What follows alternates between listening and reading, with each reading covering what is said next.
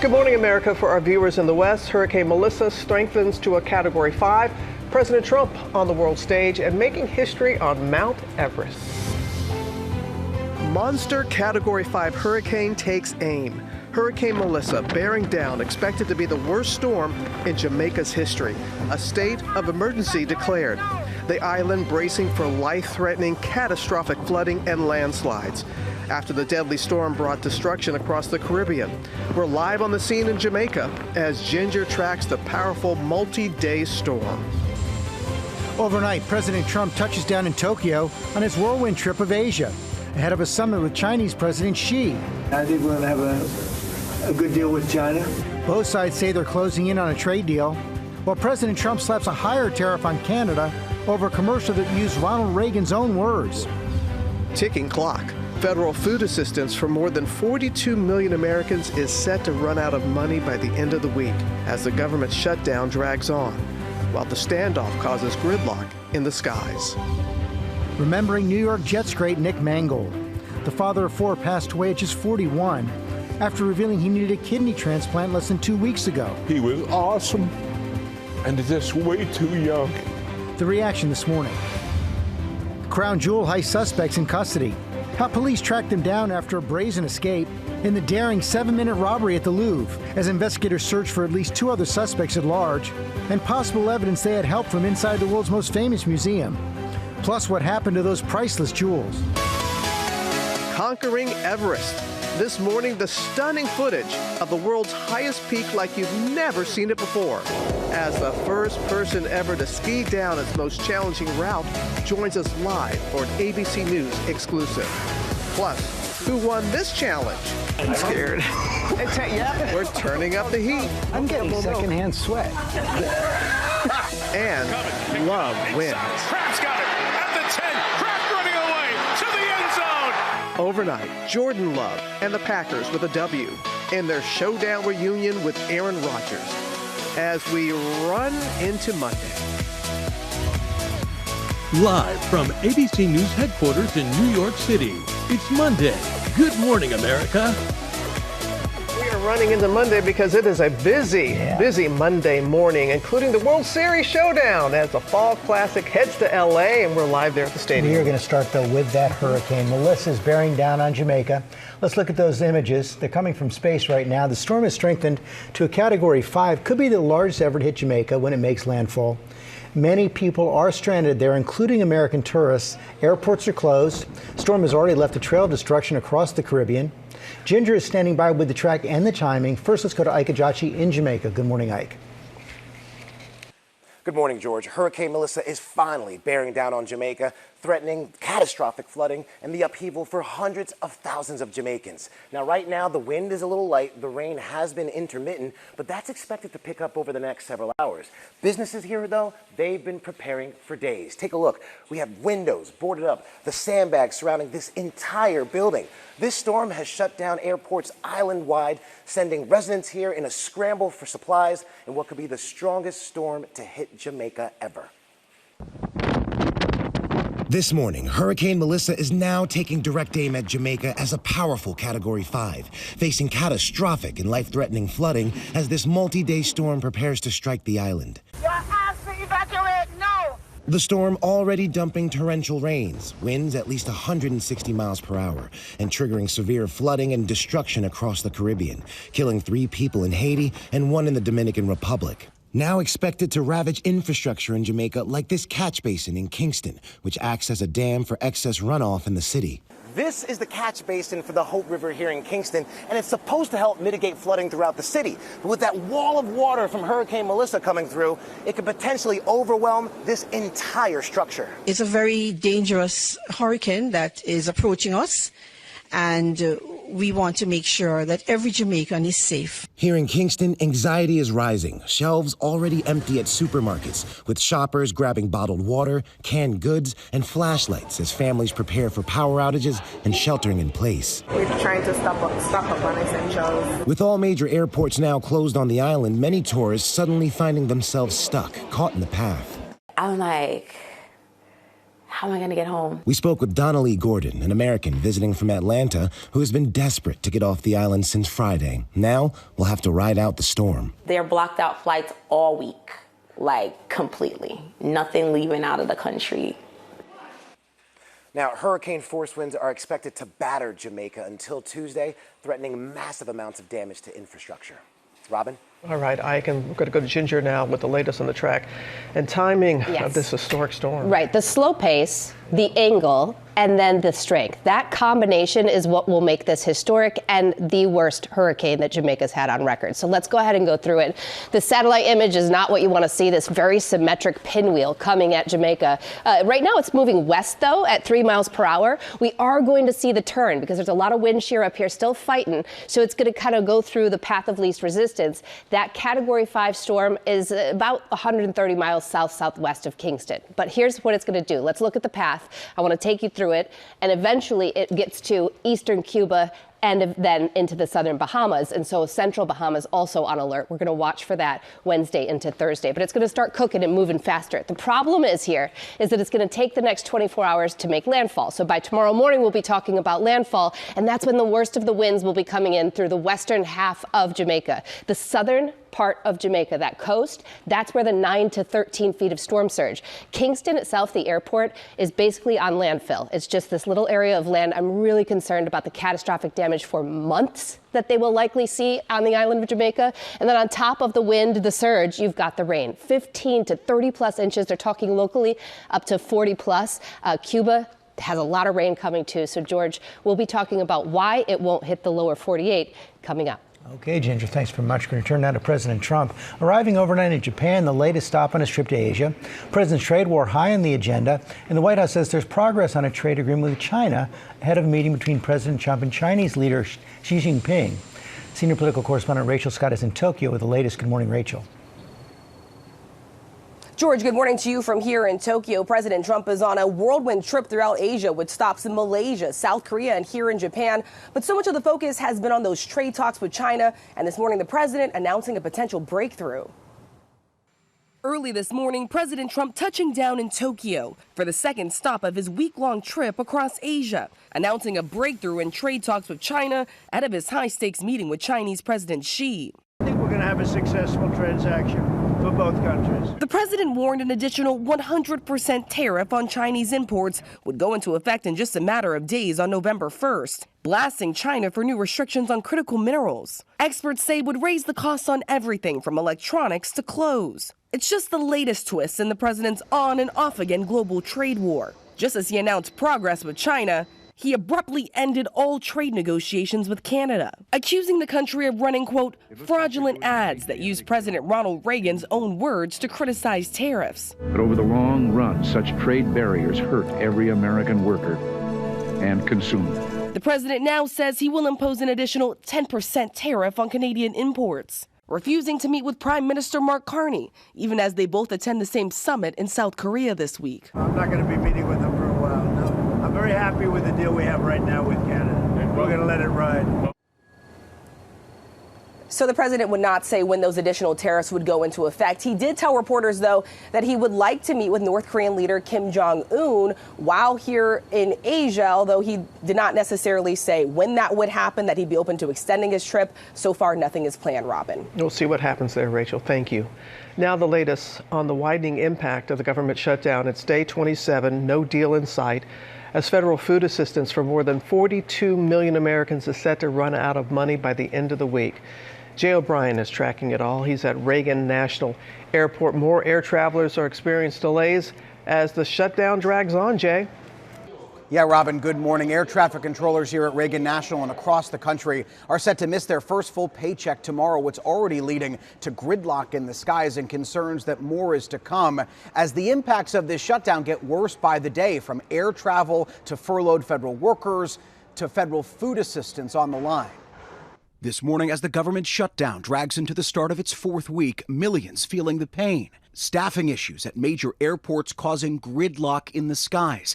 The FAA forced to slow air traffic around Chicago, Dallas, Fort Worth, Philadelphia, Jacksonville, and others as some air traffic controllers working without pay for weeks call out. And this morning fears a hunger crisis is now on the horizon. SNAP food assistance, a lifeline for roughly 42 million low-income Americans, now set to run out of money by the end of the week. It's time to call on people to donate. Absolutely. And time to call on government officials to get back to work. The USDA posting a partisan message on its website blaming Democrats for the shutdown, saying the well has run dry and appearing to contradict their earlier plan to potentially use available emergency funds to cover food assistance during a shutdown. In Massachusetts, where more than 1 million people will lose SNAP benefits, Democratic Governor Maura Healey pointing the finger squarely at President Trump. President Trump has chosen to stop all SNAP benefits to Americans starting next week. You know, leadership is a choice.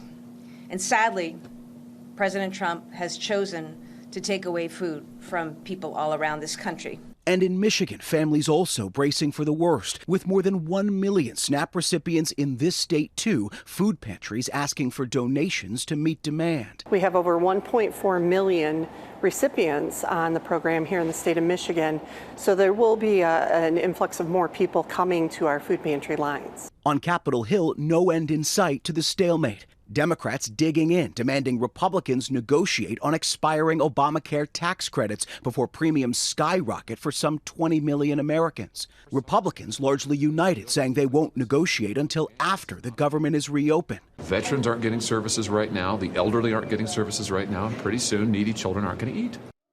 Now, the Senate returns here to Washington tonight. Republicans in that chamber have tried and failed 12 times to pass government funding legislation.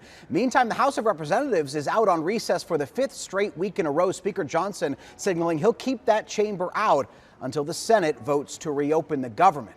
George. The members of Congress are still getting paid. Okay, Jay, thanks very much. Overnight, the president of Argentina, who's a close ally of President Trump, had a big win after Trump agreed to provide a $20 billion bailout for his economy.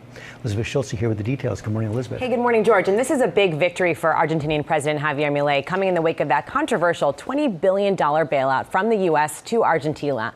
Milei's party secured a strong victory in those midterm elections Sunday. That'll allow the libertarian president and an ally of Trump to move forward with his aggressive cost-cutting agenda. Now, President Trump had suggested that the U.S. would withdraw funding for Milei's party if he didn't succeed at the polls. Overnight, he called these results a big win, saying that it made the U.S. government a lot of money. Wall Street firms who have ties to Treasury Secretary Scott Bessent and who are invested in Argentinian assets could also see a big windfall. So the U.S. government's extraordinary move to prop up Argentina's economy, boost a political ally there, of course, comes as millions of federal workers, as you just heard there, are missing their own paychecks during the shutdown, bracing for that food assistance to be cut off next month. We've also been speaking with American farmers who are struggling financially because of the trade war, guys. They say they are frustrated that the administration is bailing out Argentina and not them. A lot of frustration out there. All right, Elizabeth. We're going to turn now, though, to Los Angeles. Game 3 of the World Series as the Fall Classic heads west with the Dodgers and Blue Jays all tied at 1 apiece. Trevor Ault is inside Dodger Stadium with more for us. Good morning, Trevor. Good morning, Robin. And Dodger Stadium is looking pristine, and we have the ingredients for what could be an incredible World Series that very well could go down to the wire. Knotted up 1-1. We had a Blue Jays blowout in Game 1, and then over the weekend, the Dodgers tied it up, thanks to, in large part, an incredible pitching performance from Yoshinobu Yamamoto through a complete game. He pitched all 9 innings. He is the first pitcher in more than 20 years to throw a complete game in back-to-back postseason appearances. Now, both of those first 2 games were in Toronto. Early yesterday morning, the teams arrived here in Los Angeles at essentially the same time at LAX. The planes were close enough that they could see each other as they hopped off of those planes. Los Angeles now, of course, going to lean into their home field advantage. The city of Los Angeles has really been rallying behind them as the team is going for back-to-back World Series championships. And now we have 3 straight nights of World Series baseball here in Dodger Stadium. That begins tonight. First pitch at 8 o'clock Eastern, 5 o'clock Pacific. Guys. Okay, Trevor, we're going to turn now to a big weekend for the NFL. Lara's here with the action. Hey, Lara. Good morning, George. Yeah, it was a big day for Aaron Rodgers, facing off against the team he played for 18 seasons for the first and possibly last time since he left the Packers. And the hype did not disappoint. Overnight, Mr. Rodgers welcoming his former team to his new neighborhood. Rodgers looks at Metcalf, slants, touchdown, Steelers. Aaron Rodgers and the Pittsburgh Steelers off to a strong start, but frustration quickly setting in. Rodgers' former understudy, Green Bay's current QB Jordan Love, throwing for 20 completions in a row. Kraft's got it at the 10. Kraft running away to the end zone. Love leading the green and gold to a 35-25 win over his former mentor. I wasn't accurate enough on third down. We weren't great enough space, but we'll look at the film and we'll get better, and we got a good team coming in next week. And Buffalo's Josh Allen making some history. Cutback, touchdown. Josh Allen just added another one. Scoring by passing and rushing for the 46th time in his career, passing Cam Newton's record. And the New York Jets bringing home their first win of the season. Tosses to the end zone, he's got Taylor for the Jets touchdown. The Jets surprising the Cincinnati Bengals 39-38. Jets, Jets. Well, the Jets celebrated the win, but they were also mourning. One of their own, former center Nick Mangold, passed away at just 41 years old. Reports citing complications from kidney disease. The Jets organization calling him one of the all-time greats to wear green and white. Coming up, we will have more on Mangold's life and his legacy on and off the field, guys. Yeah, that is so sad. So sad. What about Monday Night Football? So Monday night is a very big night for the Commanders. They will head to Kansas City to take on the Chiefs. The Chiefs looking more and more like a Super Bowl contender, especially after last week's shutout over the Raiders. They are favored to win this one against the Commanders with Jaden Daniels out with a hamstring strain. You can catch the Commanders and the Chiefs on Monday Night Football. It's still going to be a good game. ABC, ESPN. That's tonight, 8 p.m. Eastern, guys. Okay, so we have Monday Night Football. Yep. We've got the World Series. Yep. We got NBA action. Yep. And we got NHL action. Yeah, and I will not see my husband. At all. Nope. Thank you, Lara. Coming up, the latest on the heist at the Louvre. Aaron Katersky's on the scene in Paris. Hey, Aaron. Hey, George, 2 suspects in custody. Coming up, we'll tell you how the police here in France captured them and why there are questions about whether they had help from the inside. All right, Aaron, thank you. And also had the stunning footage of the first person to ever ski down Mount Everest's most challenging route. He joins us live along with the filmmaker who captured it. You'll see it only on GMA this morning. And we have a warning why 5 million pounds of ready-to-eat frozen chicken was recalled. And coming up, a Halloween costume shortage for one of the most popular movies of the year. We'll be right back. Let's go finish this. Just look at this. It is unbelievable. I'm standing on this colossal stalagmite, the jewel in the crown of Songdong Cave. Back here on GMA, Ginger in that spectacular cave in Vietnam. Just one of the amazing places we've taken you to over the past 50 years. We have had the privilege, and it has been a privilege, traveling around the world, sharing our experiences with you, making you feel like you're right there with us. Much more on that ahead as we count down to GMA 50 1 week from this morning. It's going to be a party 1 week from Big today. anniversary coming up. Yep. First new at 7:30. Pentagon investigating what caused back-to-back military crashes in the South China Sea. Officials say a Navy helicopter and a fighter jet went down during routine operations, crashing 30 minutes apart. The crew members were rescued, are in stable condition. Also, food safety recall this morning. Hormel Foods is recalling nearly 5 million pounds of ready-to-eat frozen chicken products because pieces of metal may be inside the food. Chicken was distributed to hotels, restaurants, and other institutions through September. And the Mega Millions jackpot has now reached about $714 million after no players hit all 6 numbers in Friday night's drawing. Jackpot has been growing since late June. Next drawing tomorrow night. Yeah, but wait until it gets to like $1 billion, it's just Right. 700 million. But now we got new developments in the heist at the Louvre. 2 suspects are in custody in connection with last week's theft of French crown jewels. Chief investigative correspondent Aaron Katersky is there in Paris for us, has the latest. Good morning to you, Aaron. Good morning, Robin. 2 suspects in custody. At least 2 more are being sought. Now French police are searching for evidence the theft was an inside job.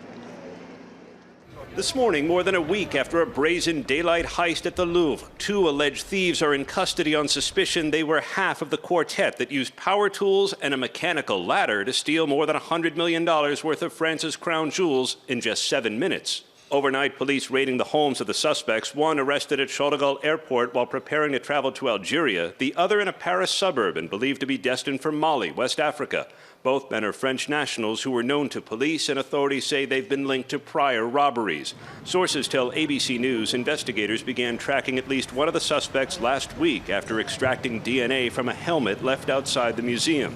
The masked thieves dressed as construction workers. Video captured them using the mechanical ladder, cutting through the window of the gilded Apollo Gallery, then stealing jewel-encrusted crowns, necklaces, and earrings, some of which belonged to Emperor Napoleon and his wife. Video taken by Louvre security being used in the investigation, capturing their escape, jumping from the lift before making their getaway on scooters. Alexander Bocker is the owner of the German company that makes the mobile freight elevator used by the thieves.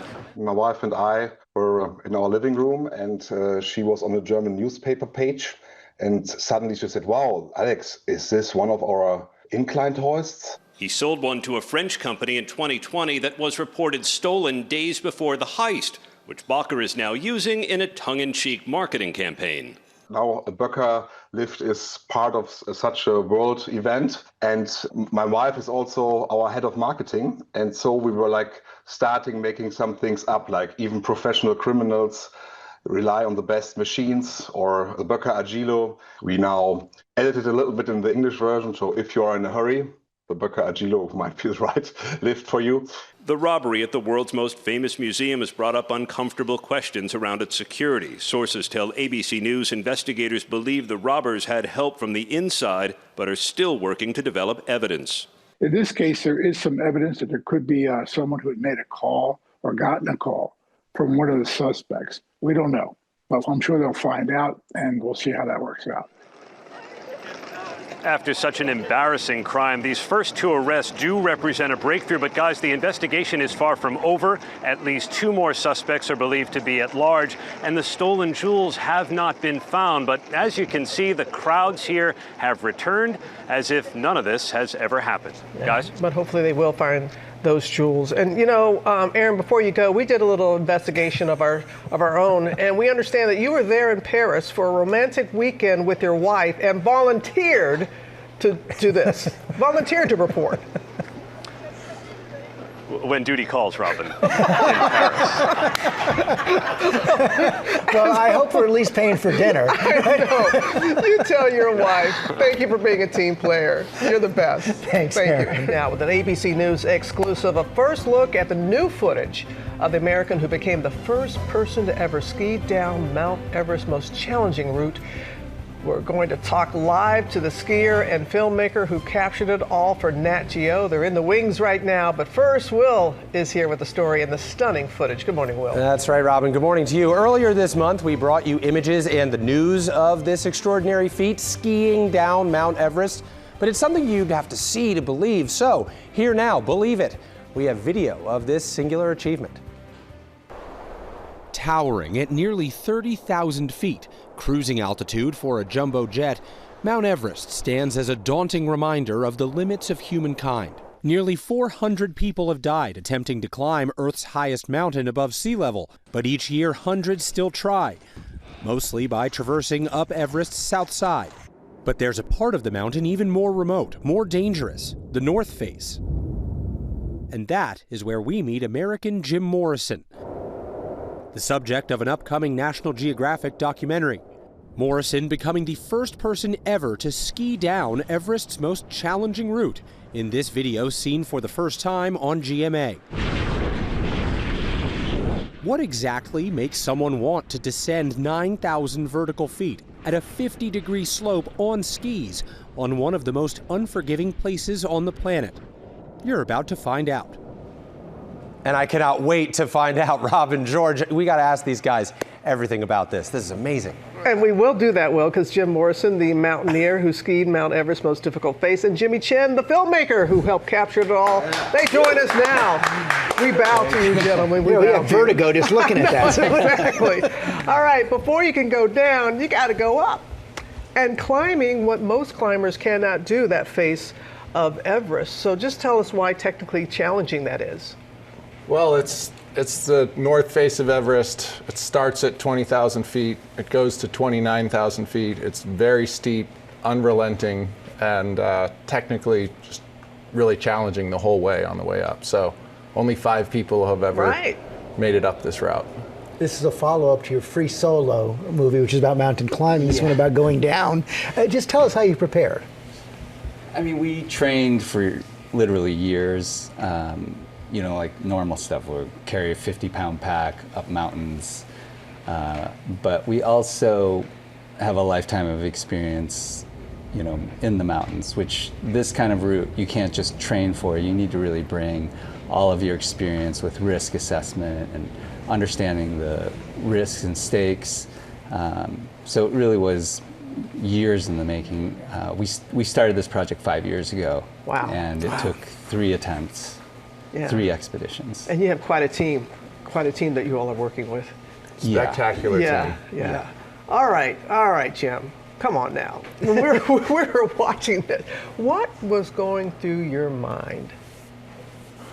Well, I was on the summit thinking about my late partner, Hillary, and then as my friends were taking selfies and celebrating being on the summit of the world's highest mountain, I started getting prepared to ski down, and I was in a really calculated, focused place where the consequences were extraordinary, and I had to be very precise and make sure that I didn't make a mistake. Any dangerous moments? Pretty much every moment over the course of 4 hours. Yeah. I mean, we call it no fall zone, which is essentially, you know, you can't make a single mistake, like a blown edge or if you slip, you know, for 9,000 feet. So it's pretty high stakes, high consequence. And you were racing against the clock as well. Yes. I mean, it's, you know, for us, it's kind of unbelievable because we, like I said, we spent 5 years working on this, and this was our 3rd expedition to attempt it. And this climb, you can only climb and ski in a very small window that maybe happens once a year.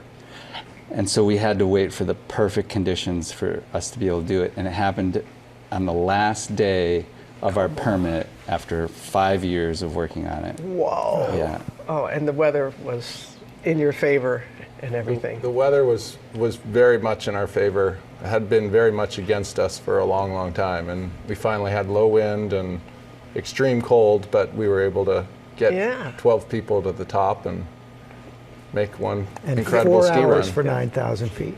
Took about 4 hours. Took a lot of breaks. Had to wait for a few things to come together, and it was just an incredible hour after hour after hour of skiing. And what did you feel when you got to the bottom? I was just really elated. Had a huge emotional release, thought about all that went into it, all the people that have been helping me get here, and all the collective energy that helped make this happen. And screamed a lot and cried a lot, and it was really an amazing moment for me. We were screaming watching it from, you know, this far away, but you both have said there was no room, not little room, there was no room for error, and yet you use that fear in a way that was positive. Can you both speak to that? Yeah, I think when you have fear that comes to you on the top of any big challenge, you have to try to decide what part of that fear is irrational, what part of it's just going to make me scared and not do as good of a job, and what part of it can I channel to focus on what the real risks are. And so I use the fear to decide where should I go, what should I do, when should I go back to the rope and use the rope to get down, and when can I just focus on what's in front of me and how to do it. How about for you, Jimmy? I mean, I think in our business, you learn to leverage fear, because fear can either serve you or it can debilitate you. So you really start to learn how to discern between, you know, fear that's useful and fear that's not useful. Oh my gosh, well said. You're gonna just what you said right there is going to help a lot of people. Whatever, they don't have a Mount Everest in front of them, but they have their own challenge and how you work through that fear. Thank you both so much. Thank you. Yeah, Appreciate it. Thank you for having I us. can't wait for folks to see that. For more on this history-making ski descent, head to natgeo.com. They are the best at what they do, as are you gentlemen. Thank you. Now with play of the day, and let's just say this one is hot off the presses. Take a look. Tomorrow, So this is it. What's up? Let's do it. things are gonna get H. Yeah. O, Oh, the tongue. T. I'm getting secondhand sweat. When the hottest show on the internet takes over GMA. I'm scared. And puts Robin, George, and Michael head to head. So, who will win? Oh, answer it. Go for it. You don't want to eat that win. Tomorrow, only on. Good morning, America. Oh, I cannot wait to see how this all turned out. We'll find out tomorrow. We're going to take you under our wing and go behind the scenes of this very special edition of Hot Ones Versus. Thank you for the laughter. The full episode will be available online as well, guys. Under your wing. Yeah, I know. Yeah, Sorry. who's got a million of Questions them? are tough. Well, are they? I know, yes. And the wings are. Woo. All right, we'll be right back, everybody. Stay with us. Good morning, America. It's 8 a.m. Monster Category 5 hurricane takes aim. Melissa bears down. Expected to be the worst storm in Jamaica's history. The island bracing for life-threatening catastrophic flooding and landslides. We're live on the scene in Jamaica.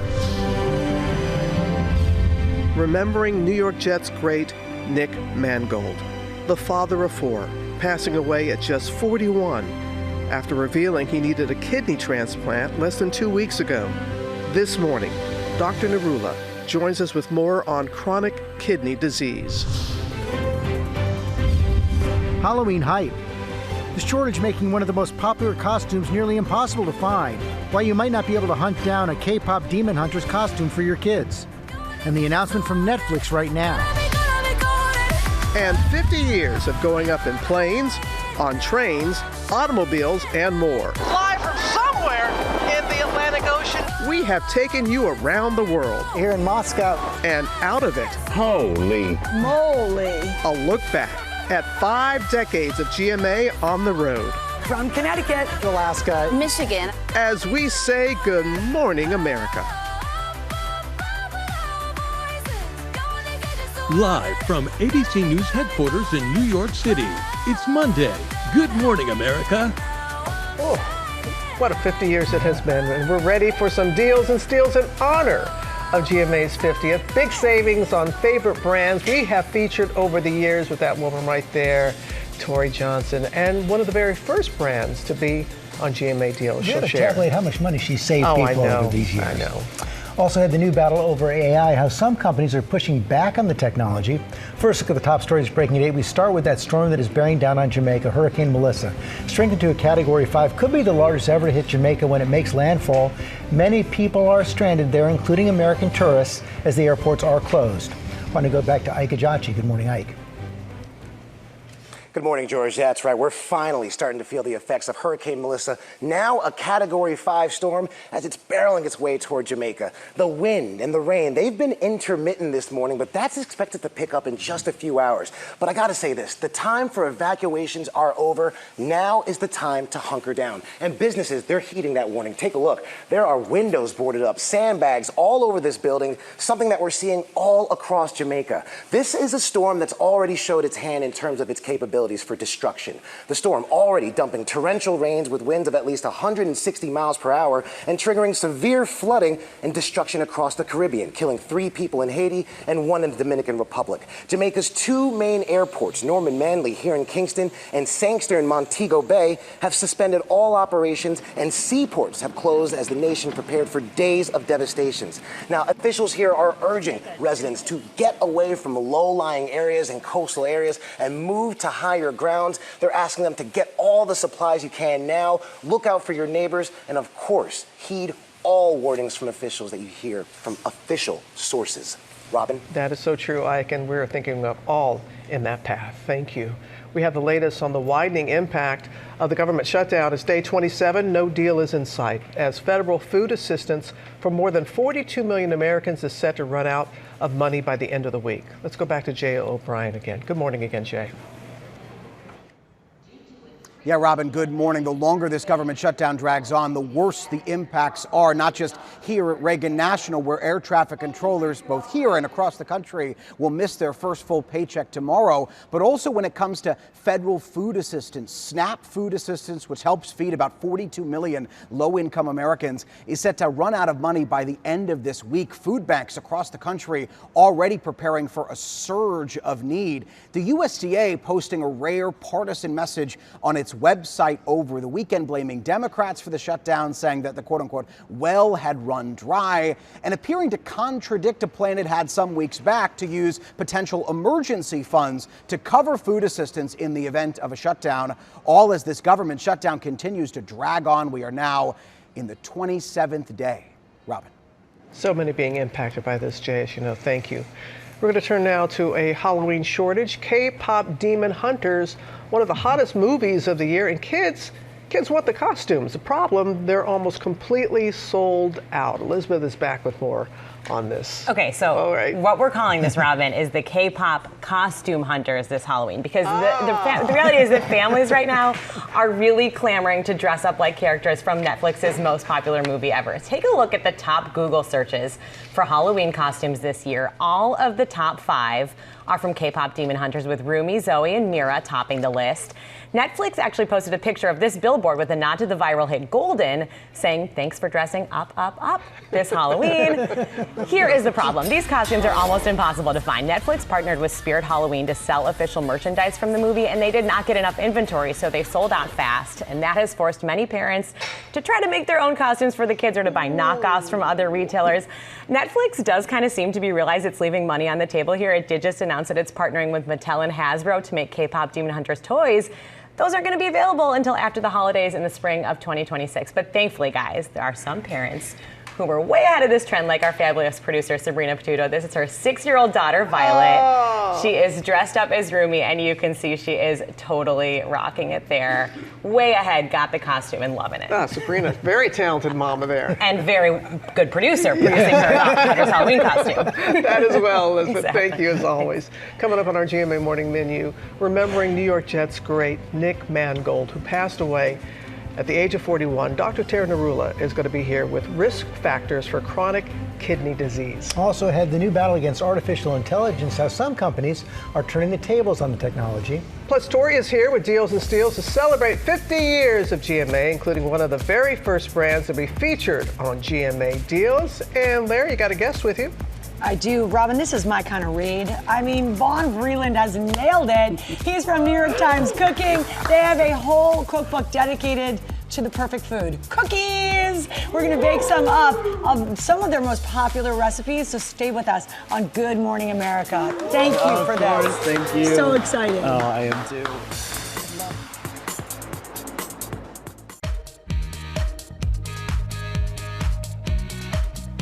Welcome back, and we are about to turn the big 5. Here at GMA. It's happening a week from today, and we are ready to celebrate in a big way. For 50 years, the 3 best words in the morning. Good morning, America. Good morning, America. Good morning, America. Good morning, America. Good morning, America. And now it's time to celebrate America's favorite morning show. Put them hands together. We clapping. Good morning, America. Good morning, America. Good morning, America. They won't let me out of here. For 50 years, sharing the morning together with you. Good morning, America. You ready? Good morning, America. Good morning, America. Good morning, America. Good morning, America. Good morning, America. Good morning, America. Good morning, America. Next Monday, you're invited to an incredible morning party, 50 years in the making. Happy 50th birthday. Happy 50th birthday, GMA. You don't look a day over. Happy 50th, GMA. Happy 50th birthday, GMA. You look good. Happy 50th birthday, GMA. Happy 50th. Happy 50th birthday, GMA. Happy 50th birthday, GMA. Happy 50th, GMA. We're finally the same age. Next Monday morning, the party is on. And just wait till you see the surprises about to play out live on Good morning, America! Good morning, America! It's going to be fun. It is going to be fun. A lot of Great. surprises that morning. You can tune in for our GMA celebration. It's going to be a morning full of surprises. There's a lot of memorable moments. They certainly are. But right now, we're going to turn to our GMA cover story. The passing of New York Jets great Nick Mangold. He died of complications from kidney disease at the age of 41. That was less than 2 weeks after making a public appeal for a transplant. Will is back with his story. Will? Hello, Robin. Good morning. Yeah, such sad news coming so soon after that public appeal. Nick Mangold, he was a star at a position that usually toils in anonymity, and it was because of his stellar play and shining personality that endeared him to football fans in New York and everywhere. Overnight, the sports world mourning former New York Jets center Nick Mangold. He's not going to be caught. Touchdown, New York Jets. The Jets announcing the father of 4 died from complications of kidney disease on Saturday night. Less than 2 weeks ago, Mangold, who was diagnosed in 2006 with a genetic defect that led to chronic kidney disease, turned to social media for help, writing, "After a rough summer, I'm undergoing dialysis as we look for a kidney transplant. Unfortunately, I do not have any family able to donate at this time, so this is why I'm reaching out to you." Mangold's former coach, Rex Ryan, emotional on Sunday, remembering the man he led for years. He wanted to play for me. That's what I remember about this kid. He was awesome and just way too young. I feel so bad for his wife and family. Teammate Willie Colon also choking up. So I wanted to play with Nick Mangold. And there was times where emotionally I was a wreck. And he always had my back. So I love you, Nick. Mangold is being remembered by many as a loving family man. Former New York Jets player Nick Mangold. And he was a longtime friend to us at GMA, always game to judge our tailgate challenges. I'm a barbecue man. Yeah. 13, say what's your favorite number? American cheese. And he was a lifelong Jet. I want to just retire as Nick Mangold, the football player. I want to retire as Nick Mangold, the New York Jet. Nick Mangold was 41 years old. And Mangold was a 7-time Pro Bowler and 2-time All-Pro. He's currently up for consideration for induction into the Pro Football Hall of Fame. And by all accounts, Robin, just a Hall of Fame guy gone too soon. Yes, he is. Yeah, you're right about that, Will. Thank you. Going to join us now is our chief medical correspondent, Dr. Tara Narula. This is heartbreaking on so many different levels. Tell us a little bit more about this disease and the risk factors. We don't talk a lot about chronic kidney disease, but actually it affects 1 in 7 Americans. Robin, about 36 million Americans living with chronic kidney disease. The kidneys, so important. They filter our blood every 30 minutes for waste and fluid. They help make red blood cells, keep our bones healthy, balance minerals, maintain our blood pressure. So generally we grade kidney disease based on stages, from mild, which is stage 1, up to stage 5, which is end-stage renal disease. Many times it can be asymptomatic in those early stages. It's picked up usually with a blood test called a GFR and a urine test called urine microalbumin creatinine. But generally risk factors, most common being diabetes and high blood pressure, but things like obesity, smoking, family history, autoimmune conditions, infections like nephritis, and then genetic disorders. The most common really being polycystic kidney disease can lead to kidney failure over time. Some of the symptoms, so bubbly or foamy urine, needing to go to the bathroom and pee more often, shortness of breath, nausea, vomiting, muscle cramps, swelling of the eyes, puffy eyes or legs. So kind of these non-specific systemic symptoms that you can have. So how is it typically managed? Yeah, so generally the management focuses on several things. First of all, controlling the underlying disease process that's causing the chronic kidney disease, but also managing cardiovascular disease risk factors. So that tends to be the leading cause of death for a lot of individuals with CKD. Nutrition's important, so low sodium diets, low potassium diets, getting plugged in with a good nephrologist. Can you turn it around? You know, usually, sometimes it is progressive, but for some people it stays kind of stage 1, stage 2 forever. And unfortunately for some people, it does progress to that stage 5, which means that they end up needing either hemodialysis, which is really life-altering. You're going to dialysis several times a week for several hours, or being a transplant candidate. Now, the issue with that is there's about 90,000 people waiting for kidneys in this country, and about 12 die every single day waiting for a kidney. Most commonly, the kidneys kidneys are coming from deceased donors, and that wait time, Lara, is 3 to 5 years. Those kidneys, when you get them, survive about 10 to 15 years. If you get a living donor kidney, the kidney tends to survive longer, about 15 to 20 years, tend to have less rejection of the kidney, and also you may be able to find a living donor kidney faster. But, you know, it is a huge issue that we don't have enough kidneys. You know, the fact that someone has to go on social media to make a plea. Wow. You know, I will just say, if you want to be an organ donor, you should register to be one. It's on my driver's license, but certainly that is some way that you can help. Right. But, you know, in his statement, I know he said that he wanted to come out and show that he played for 11 years with chronic kidney disease. And so he played and did what he loved to do, and that other people living with chronic kidney disease can do the same. They can live a full life. Such a good guy. Strong message. All right, Dr. Narula, thank you so very much for that. Now to the rise of artificial intelligence and the way some companies are pushing back on the technology to try to win over customers. Our chief business correspondent, Rebecca Jarvis, here with the story. Hey, Rebecca. Hey, George. Yeah, guys, this is really fascinating, the way this is all playing out. AI is becoming so prevalent. It is now how people are responding. They are pushing back. Consumers are demanding what is real. And we're starting to see brands use that to their advantage. In the age of AI, some brands are standing out by rejecting it and making that their message. What it's all about. Aerie's new ad campaign saying, "We commit to no AI-generated people or bodies," becoming the brand's most liked post of the year. Aerie telling us, "We knew it was time for us to take a clear stance that real life and real people will always be the foundation of our brand." It's just a distinctive point of view, and that really draws people in, because more than anything, what most consumers really want is to feel connected and to see and listen to human stories that are reflective of their own life experiences. Dove also getting on board, pledging they will never use AI to create or distort women's images. Even Heineken poking fun at controversial AI advertising from Friend.com, promoting AI connections over human ones with this ad: "The best way to make a friend is over a beer." And while AI is becoming more prevalent, experts suggest consumers will always have a say. Consumer behavior has a huge opportunity to impact how brands think about using AI, and also advertisers, because ultimately the point of advertising is to sell more stuff. And so if consumers speak by making it really clear that they might reject certain brands if they're using AI in a way that doesn't speak to them, then brands will listen to that. Money speaks.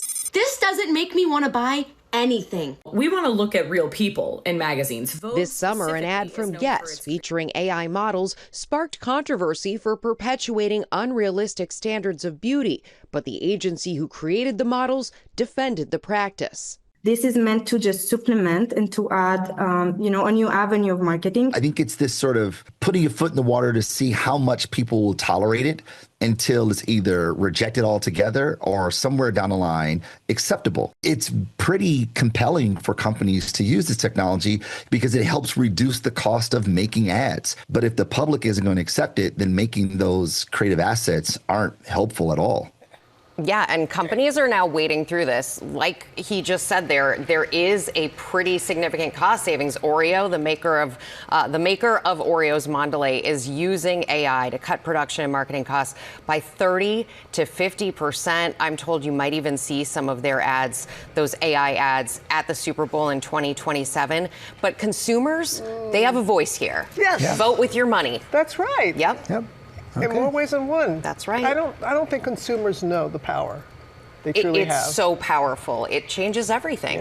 Yeah. All right. Thanks, Rebecca. Let's go to Lara. All right, thank you guys. So it's time now for Deals and Steals. And in celebration of Good Morning America's 50th anniversary, Tori Johnson is here with some favorite products from over the years. And we are wearing We them. are. We're wearing number one. Amelia Rose. She's been a tried and true. Tried and true. One of the very first brands that I featured. Beloved by Robin ever since. You and I fans as well, but I think Robin's a super duper loyal fan. Yeah, thumbs One up of also from my Robin. most favorite owners as well. So I love like the passion that goes into all of these pieces. We've got a really beautiful assortment. I don't know if they want to get a shot. They are so gorgeous. Those gemstone, that double in your ear looks phenomenal. Is this a new style? Because it's really pretty. It is so gorgeous. It is so gorgeous. So we've got just a big variety of all of the favorites, plus lots of new ones. You cannot go wrong. Prepare for compliments. all 50% off. Wow. Yeah, That's a really big deal. beautiful. Wow, $34. They're so really nice. And then, of All right. course, the one and only Paracone, Yes, the greatest I skincare remember product. Dr. Paracone came one day to be with us on deals. He's been a favorite always. Yep. So we've got some of their There's a brand reason, new though. products. The products exactly. are great. People love them. So we've got their brand new triple keratin repair hair line, shampoo, conditioner, mask, and mist. Really great one for literally repairing brittle hair. And then their vitamin C ester. This was something that Dr. Paracone was like pioneering before vitamin C became so buzzy in the skincare world. We know and love all of the products. Everything 50 to 60% off plus free shipping, guys. And then this bag is all just a classic. Do you want me to model? Please do. This bag, this is one where like, I'm telling you the price first. This bag's $18 from K. Carroll. It's an incredible hobo bag. Great shape. And it also has a 12-inch drop. So even if you're wearing a puffy jacket or coat, it's gonna fit on your shoulder. That's always a question that we get. We've got a big variety of 9 colors, magnetic closure. It's just a winner. It's a good It's $18. Treat yourself. And Christmas is coming. Great gift idea. Yeah. All right, muck boots. I think that Frankie was showing me his muck boots. There he is. He was showing me his. He was wearing them this morning. He showed me his photo this morning. There's truly a style for everybody. There is a style for everybody, and he said to me, they really are waterproof. Yes, for 25 years, that's what they've perfected for men, women, and kids. But it's not only that. Waterproof, your feet stay dry, and they're comfortable. You can wear them all day long. Your feet don't get hot and sweaty in them. You got it, and they're all 50% off, plus free shipping from Muck Boot. Okay, then over here, Cozier. Can I dismantle this to show how beautiful? It is phenomenal from Cozier. It's so heavy. That's a cuddle blanket, and you it lives up to its name. You want to cuddle up in that. We've got slippers, Wait, is it like a sleeping bag? Skincare. Nope, that's just like super cuddle, super duper. We've got pajamas for, who needs the pajamas when you got the blanket to wear? Everything from Cozier, slashed in half, plus free shipping. I want to give a shout out to the 3-pack of socks for men and women. Shout out to the socks, $24. And then maybe one of my favorites, I love bringing personalized things to Deals and Steals. This is all about vibe. You will upload a photo, think 5 different photos, and then you can create these really great ornaments, use them as gift tags, ornaments, just to laugh because. So they're really great for milestones, moments, anything that kind of makes you smile. Baby's first smile, a little tongue sticking out there is one of my favorites. 5 of them, babies. $25. Yeah, that's a really great deal. Puppy ones for Lara. Yep, guys, thank you so much. Thank you to the companies for these great deals, and you all can get them at goodmorningamerica.com. And coming up, 50 years of GMA on the road. Stay with us. Welcome back to GMA, live from New York City. We're now 7 days away from our big GMA 50 celebration, and we have covered a lot of stories, covered a lot of miles in our 5 decades on the air. From coast to coast and around the globe, it's been a privilege to take all of you. You would think in 50 years I'd know which camera. It was a lot of crossing. We took you along for the ride. Come along with us.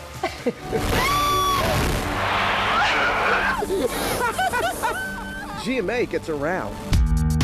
Every state in the nation. From Connecticut, Alaska, Michigan, every continent in the world. I am in India. Here in Moscow. In Madrid, Spain. I made it here. Good morning from Jerusalem. Yeah. We've gotten where we're going by every means necessary. From under the sea. Live from somewhere in the Atlantic Ocean, a television first. To above the clouds. Holy moly. And we have enjoyed every minute of it. What a time to be coming to your neighborhoods. Being on the train, going across the country, we're going places here in the U.S. and abroad that maybe people would never get to. Oh my God, I'm doing it! So to make them feel like they were along for the ride, special. Good morning again, everyone. We have made it to the summit here officially at 6288. I have a special PA here in London today. My daughter Elliot is studying over here, so I was here for spring break. Hi. I was a correspondent at that time, and I was in a red car, and I went all around the country. Did you know that Vermont produces half of the milk consumed in all of New England? It was awesome. This is that hidden world we've been chasing. That cave in Vietnam is one that sticks with me. It was this opportunity to take an adventure that nobody has done. Oh, the places we've been. Good morning, America, from Iceland. The wonders we've seen. I have one word for you: spectacular. We've got about a minute until that drone gets over the edge and into that lava field. When drones were new, we flew a drone into the fissure of a volcano in Iceland. Oh my gosh, you can see it. Look at this. We're just getting inside that crater. These days you say, yeah, I've seen that a million times. But back then, nobody had seen it. The drones are back, coming and not from an melted. expedition. It takes a village to make history. Go! Right into the danger zone. And oh yeah, that on-air mishap where Sam almost took out his cameraman. A terrible thing that went very wrong was in Great Falls, Virginia. You heard me go, oh no, and then the camera went to the sky just as I went off the cliff. Breaking news, they were both okay. I remember that morning, we're like, oh my gosh. But you're all for the job. Yeah, but Yeah, I right. love what you're saying, like some places, you know, like the drones. Oh my now gosh. it's commonplace, but then. Yeah, back then it was like we were seeing big it for the deal. first Yeah. time. Our audience was seeing it for the first time, and we got a chance to be the conduit of all of that. Yeah. And so it's been really special. It has been. I And- love these memories. Yeah. Well, there are going to be more a week from today.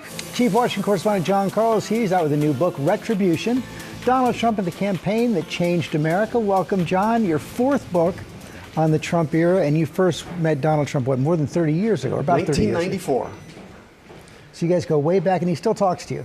Yeah, so I found I was covering this incredible campaign. I mean, we've never had a campaign. George, you and I have been part of our coverage of how many presidential campaigns, more that we want to admit. There's never been a campaign quite like this. And yes, I've known Trump longer than basically anybody else in his White House who isn't related to him. And I was talking to him regularly over the course of the campaign. During the fall, like almost every few days, you know, I would pick up the phone and call him. Sometimes I would get a cold call from him out of the blue, and chronicling this wild campaign, not only a wild story, but the most consequential election of our time. Well, and that's what you say. He's now set up for the most consequential, radical second term. Yeah, you know, look, Donald Trump faced in this campaign the real possibility that he was going to go to prison, or that he would get elected and become arguably the most powerful president of our lifetime. Empowered for many reasons, but especially a Supreme Court decision which gives near blanket immunity to the President of the United States. And you also have revelations in this book, including the handwritten notes of Mike Pence from January 6th? Yeah, this is an incredible historical document. It's the notes that Pence took in real time when he spoke to Donald Trump at 11 in the morning on January 6th. And Trump was pressuring him to use his role as presiding over the certification of the election to overturn the presidential election. He writes what Trump said to him and what he said in reverse. And there's a moment in the notes where you see Pence actually sketches what looks like an angry face emoji. Trump is telling him, you listen to the wrong people, and Pence is saying in response, I listen to my heart, I listen to my mind. Incredible. You know, that would have been evidence had the president actually gone to trial for trying to overturn January 6th. Jack Smith, the special counsel, had. He also spent a lot of time with a close Trump ally, Steve Bannon. Yeah, Steve Bannon, I think, is maybe the most important, if not one of the 2 or 3 most important people in Trump world. He's not in the White House this time. The first time around, he was the chief strategist. Bannon spoke to me for hours and hours and hours on the record, George, including giving me a detailed accounting of his time behind bars. He spent 4 months in prison during the campaign, and he told me that while he was in prison, he was communicating with the campaign and with Trump himself through code. He had a way to get messages out, and he was communicating with Trump. And over the weekend, Steve Bannon did a podcast where he said there's actually a plan for Donald Trump to run for a 3rd term. Of course, that violates the Constitution. The Constitution says you can only be elected twice. But overnight on this trip to Asia, the president did not rule it out. Yeah, and he's been talking about it, you know, a fair amount. He's got his hats that say, you know, Trump 2028. He points to FDR. There's a portrait of FDR in the Oval Office as a reminder that's a president that got elected 4 times. Before of course, the 22nd before amendment. the Constitution was amended. But, you know, I will say this, that Trump has been telling people privately, no, I'm going to go. I'm going to be done when this is over. And he goes and he polls people. I've heard this happen on multiple occasions, like on Air Force One. He'll go and ask people, so who do you think, JD or Marco? JD or Marco, who should it be? So, will it happen? Will he try to do it? He clearly can't do it under the Constitution. What I can't tell you, though, George, is how does he pass the baton? How does he finally come out and say, I am not running, and the attention is now on these other guys? The attention is now on those running for the Republican nomination. Is that the biggest change? I wasn't even sure when he first ran for president that he wanted to be president. Now he can't let go. Look, first of all, I write pretty extensively about the differences between this campaign, this presidency, and the first. The first presidency captured the world's attention, controversy every day, a lot of chaos. But what happened is it was relatively ephemeral. He left office, Trump was gone. He is changing things now and making a mark beyond anything he did in the first term. The great symbol of that is what we're seeing at the White House right now. Yeah, well, that's one of the biggest changes. He's surrounded by a completely different cast of people second term. Yeah, he's got people that will do whatever he wants. He doesn't have anybody trying to put a guardrail. And look, he tore down the East Wing of the White House. He's transformed the Oval Office. He's transformed the colonnade, the cabinet room. Those are symbolic, but they're symbolic of what he is doing and the way he is changing the presidency and changing the country. John Carl, thanks very much. Retribution is out tomorrow. Let's go to Ginger. Thank you so much, George. We've got over here, we're all getting hyped for Monday Night Football and tonight's matchup between the Kansas City Chiefs and the Washington Commanders. This segment is sponsored by Arby's, and we're here with Sophie Cunningham, WNBA star and Abby Arby's spokesperson. We're so happy you're here. We know your basketball season just wrapped, but you're also a huge football fan. I am. You even played in high school for a game. So what's your thought on tonight's matchup? I'm, a Chiefs fan through and through, born and raised in Missouri. And so when you have Patrick Mahomes and Travis Kelce on your team, I'm always going to bet on them. Okay, all right. And we've seen a photo of you in that Arby's shirt. It kicked off kind of a revolution and people online kind of taking over. So tell us about that viral trend. Yeah, I've had a great partnership with Arby's. I'm a genuine fan. I love the roast beef sandwiches and the curly fries. And, I did a little TikTok and they noticed. And then they gave me one of these shirts and it kind of blew up, to be honest. I didn't think it was going to, but it has been an absolute hit. And so it's just been a fun little thing for a tunnel fit. And now I know you're working on a lot of other things. So tell us what's up next. Arby's is a title sponsor. I have a podcast called Show Me Something. I also hold a classic back in Columbia, Missouri for high school girls basketball. And it has been so much fun. And so they're also a sponsor of that now. So we know your take on tonight's game. I know you'll be watching, but what will you be snacking on? Well, let me tell you, they have some steak nuggets, and I promise you that these things are absolutely phenomenal. They look like they wouldn't be so juicy, but I'm telling you, you're gonna love them. Okay, as you take a bite, I want to tell everybody that you can take a bite too, and you're gonna love it, just like Sophie said. Normally, I don't use this. I kind of just go in, rip it out. Nice. Oh, you did the big bite.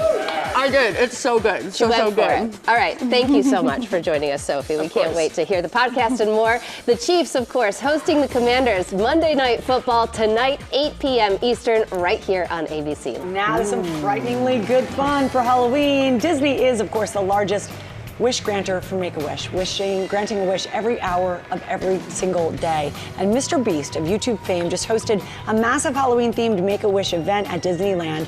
Check out the kids having a bewitchingly good time. Make-A-Wish told me that I had a couple Wish kids that wanted to meet me. And so I reached out to Disney. I was like, hey, what if we do something big with you? The event kicking off with a scavenger hunt for 16 Wish kids at Disneyland, leading them to Sleeping Beauty Castle, where Mr. Beast was waiting to greet them. Has the day been fun so far? Yeah. YouTuber Mark Rober granting wishes over in Star Wars Galaxy's Edge, dropping eggs off of the Millennium Falcon to see if protective cases the kids made work to keep the eggs from cracking. We have a clean egg. Across the resort, 40 Wish kids in total received creator-inspired wishes, each one a reminder of the life-changing power of a wish come true. It feels like if I'm already a celebrity. I still feel like I'm dreaming. It doesn't feel real. All of this, it doesn't feel real. Confetti! The day culminating in a big Halloween party for all at Disney California Adventure. We just keep pushing the envelope, and we're going to keep doing that into the future. So grateful for that. Love seeing those smiles, and you can help make a wish come true by going to wish.org/creators. Coming up, I hope you save room for some cookies because we're making some good ones when we come back on Good Morning America.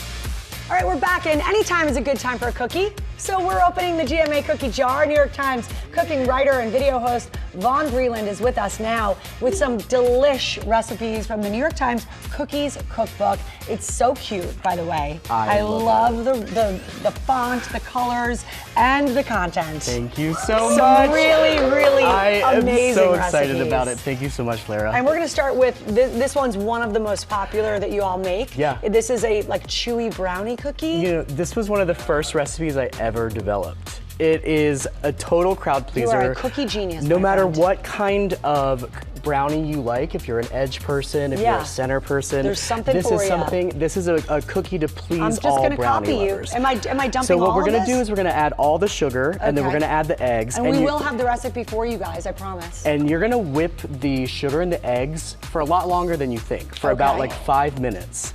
So And why is that? So what it does is it gives the cookie lift without adding any leavener like baking soda or baking powder. So they're not. Oh, hello. So we're not going to do this for 5 minutes. We're just going to give you the idea. We'll start it. What you're looking for is like a marshmallowy kind of texture. Okay. Because I found that if I added baking soda or baking powder, they got kind of cakey. Right? And you want a fudgy brownie, We right? want a fudgy brownie, So for this sure. is like the I best noticed of that we all also the worlds. have a tiny pinch of salt. Yes, so you want some salt in there because salt is going to bring out the flavor. In addition to, we've got some espresso powder, which goes with the chocolates. So we've And got, you go dark chocolate I love chips. dark chocolate chips. We're going to just pour the butter right over I'm here. watching you like a hawk. So what you do is you just let that sit. That's not a lot of butter or a lot of butter? Yeah, I think it's an appropriate amount of butter. It's an appropriate That means amount it's of a butter. lot. Yeah. Okay. And then what you're going to get when you follow the recipe is this. Yes, so basically this melts into like a beautiful fudgy chocolate sauce, and then you mix that with the eggs that we just whipped. And then can we talk about the dough? Because I know a lot of cookie recipes, you have to rest the dough for a while. Yes. Not this one? So this one, because it's a loose dough, you'll see when I add the flour, you want to add the flour in there, Well, and then I you do, just but fold. I already feel like Well, I've you know, ruined it. it's fine, it's fine. It's cookies, you can go off script a little bit. All right, good.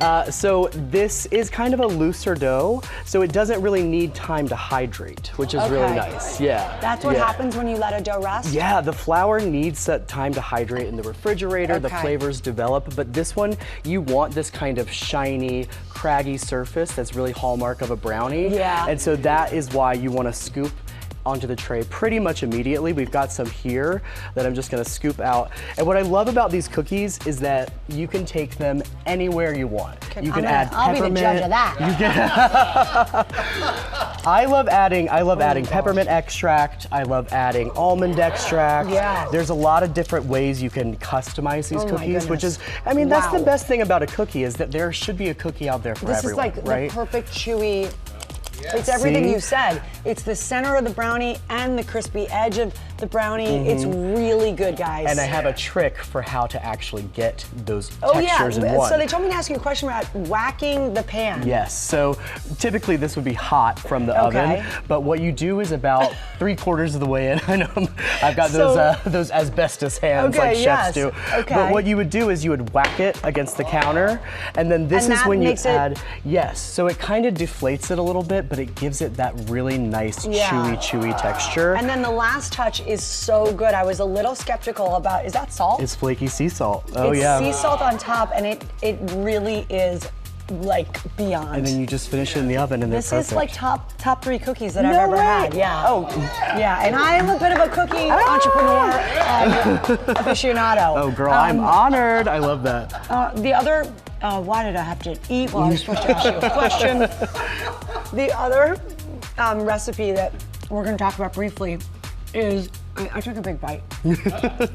This is a peanut butter cookie with a major twist, and this is a recipe from the New York Times Cooking, which is the best, and this one has gone viral, like super viral. This was one of our first like really viral cookies. gonna It's a have to do peanut it. butter miso cookie. Okay. It's made with chunky my peanut butter, gosh. and it was kind of a result of a happy accident. Mhm. The person who made these cookies at first ran out of peanut butter. So they added a little bit of miso paste in with it because it's What a similar would make texture. Them, it brings out like a nice savory quality. Yes, it does. It's like really, really delicious in this cookie. And I want to say that the best part of this is the recipes are easy to follow. Yes. You've done a beautiful job with this. Thank Congratulations. you. I'm so we excited. love having you on. I know, I love being here. Always a pleasure. And guys, I'll have a cup of milk, and you can get the recipes on GoodMorningAmerica.com. The Cookies Cookbook is outrageous. It's out tomorrow, and Vaughn will be back on GMA3 with another great recipe. I'm there. Busy Monday. You're going to have a busy week with this hurricane. Yes, all week, all day on ABC News Live. Updates on Melissa. Thank you all for watching.